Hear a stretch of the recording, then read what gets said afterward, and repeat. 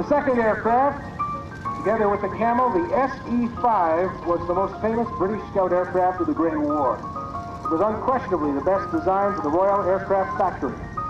And of course, bringing up the rear, the Red Baron in the Fokker triplane, the DR-1. And while it remains the most famous airplane of World War I, only 320 of the Fokker DR-1 triplanes were built.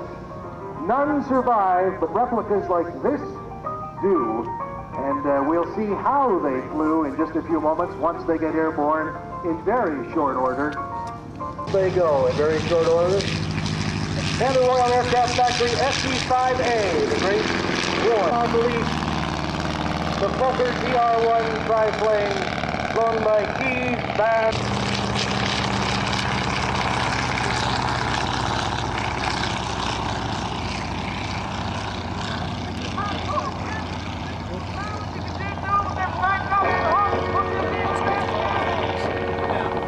After the turn of the century, spinning out its life. 10, 20, 30, 40, 50 or more. The bloody red man was on the score. 8 and 9, in that spree of the bloody red man. What a rare and beautiful sight. And listen to these motors. The 1.5 strutter, stop with the SE-5A. And, it looks like the Red Baron has turned his guns and decided to pick on the better of the fighters. The Royal Aircraft Factory SE-5A, and the fight is on.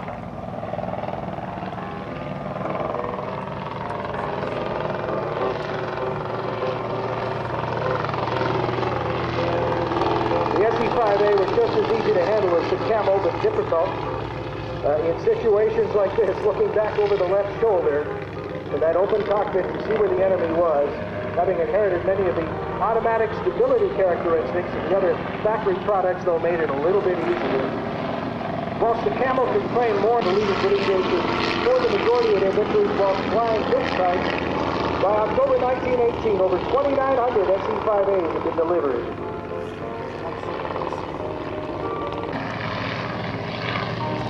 That's the Baron, being an easier target in the slower Sopwith 1.5 strutter.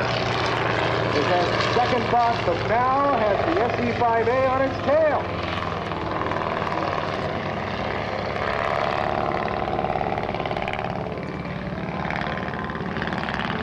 That red Fokker triplane, designed and built, delivered the first triplane back in late August 1970 after a brief familiarization flight. The Red Baron took aircraft number 102-17 up on September 1st and promptly shot down a British RE-8. The number 6 squadron, the crew probably thought the three with triplane that led the way with the triple wings. And although Fokker built around 320 of them, none have survived, with numerous authentic replicas like this one being seen today. It looks like today's winner is the Royal Aircraft Factory SE-5A.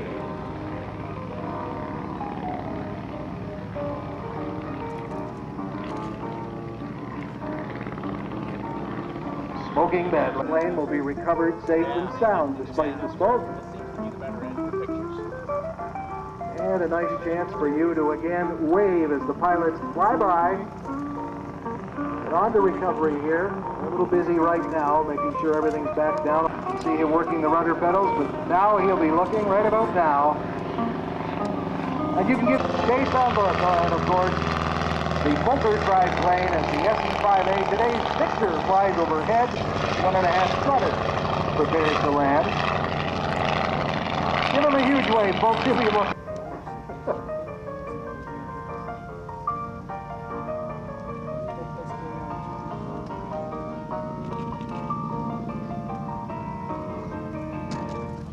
The SE-5A,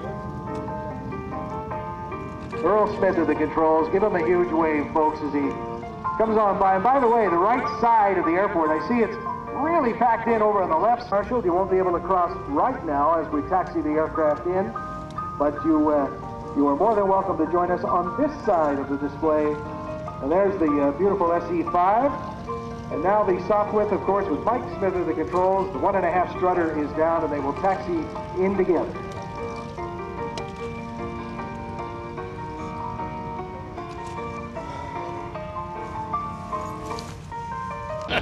On no part of the Royal Air Force does the weight of the war fall more heavily than on the daylight bombers, who will play an invaluable part in the facing of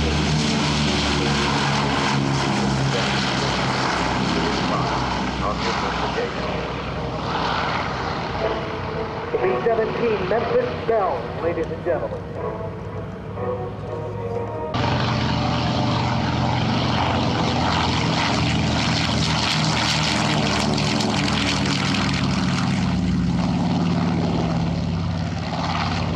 The Mustang.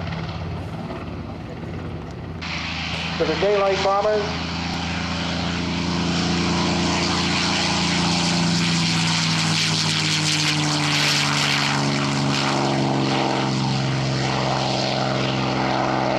And our second B-17. Just listen to that. Beautifully restored from Virginia.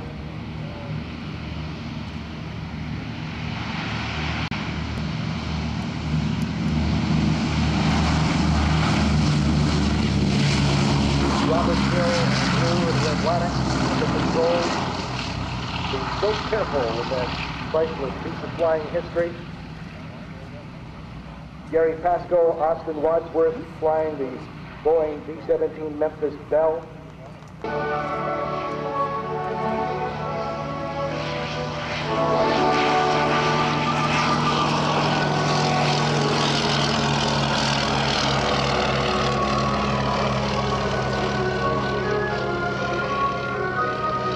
Rick Rickards flying this beautiful airplane.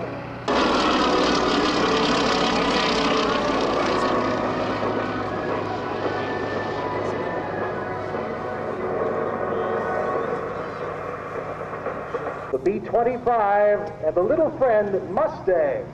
Beautiful.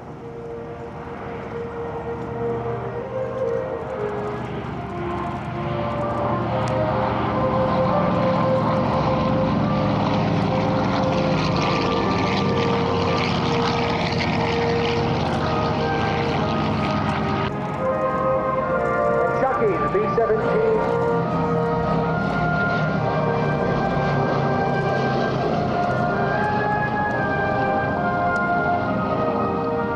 And the Lysander touching down beneath the ball.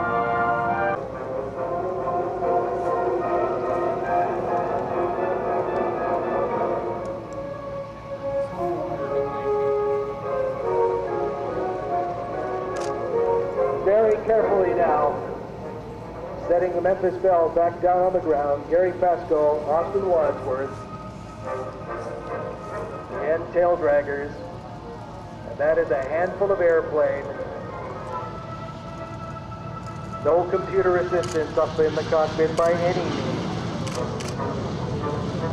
And beautifully done. Give them a wave on the way by, folks. That's a handful of airplane, and again,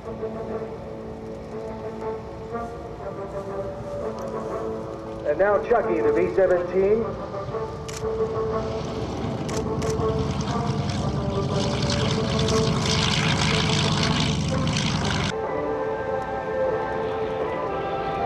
Paul Aiken flying the Mustang. Beautifully done, Paul.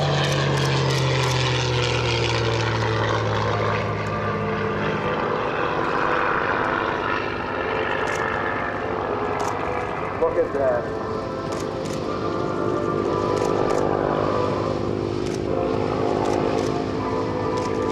B-17 back on the ground again. System music. So again, thank you for coming out and working with us. We learn by our mistakes, and we will get better at getting you out and back. Thank you very much. Thank you, Dave. Thank you very much. And John, give him a big wave here in the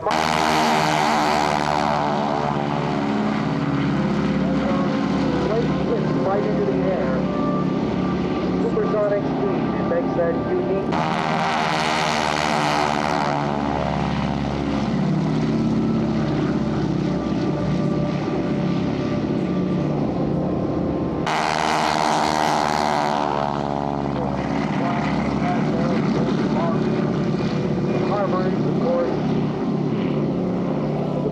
Commonwealth training plan and beyond. Ontario, from the dreams of a handful of Harvard lovers who were determined to keep the legend of the Harvards alive. Offer you this beautiful formation, along with others, and a rare opportunity here in Hamilton to see them together in the sky.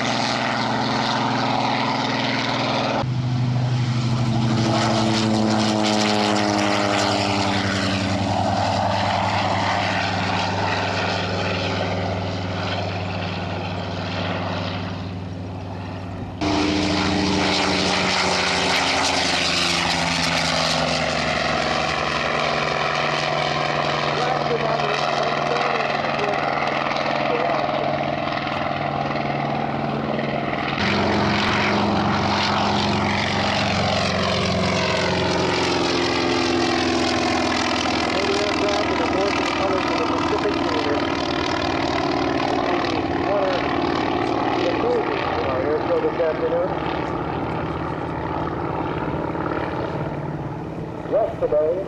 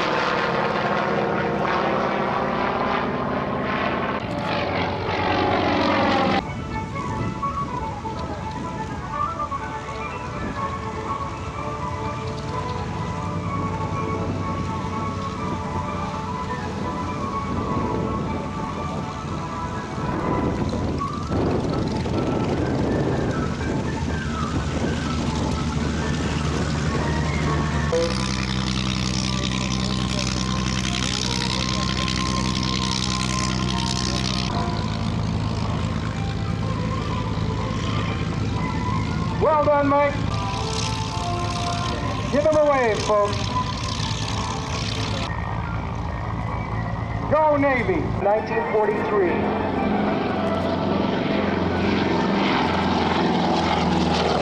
Then 169 on the tank. Within Canada, they were operated by numbers 12, 164, 165, and 168 squadrons, as well as Bomber Reconnaissance Squadron, and dedicated to the memory of Flight Lieutenant David Hornell, Victoria Cross.